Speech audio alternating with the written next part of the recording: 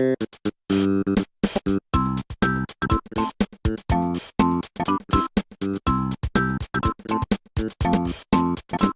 chez petit frérot de la Vega.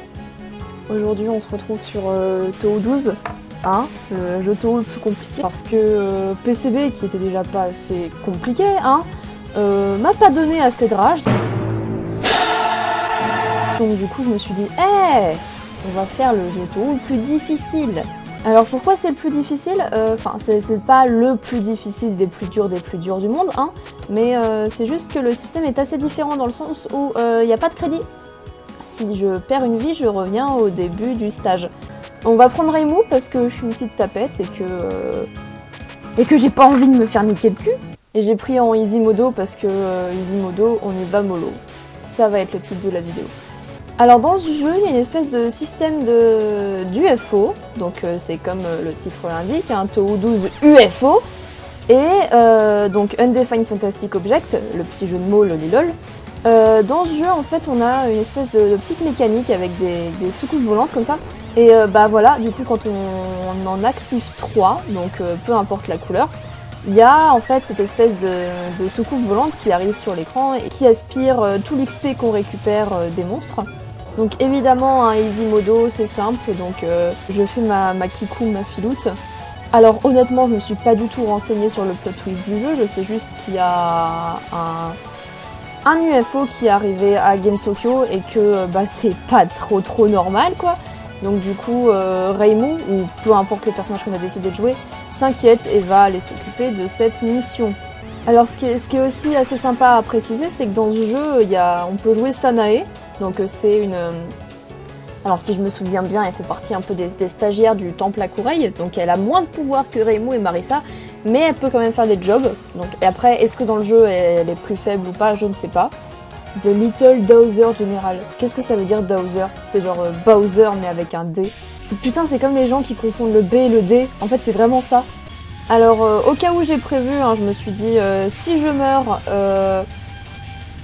assez rapidement à Touhou 12, je me suis dit qu'on allait jouer à Touhou 15 aussi, donc qui fait partie des jeux Touhou assez durs, mais je me suis dit non, mais tranquille, comme ça, au cas où je rallonge le watch time. Et en vrai, on est posé là, hein. Posément, tranquillement, l'orage derrière chez moi.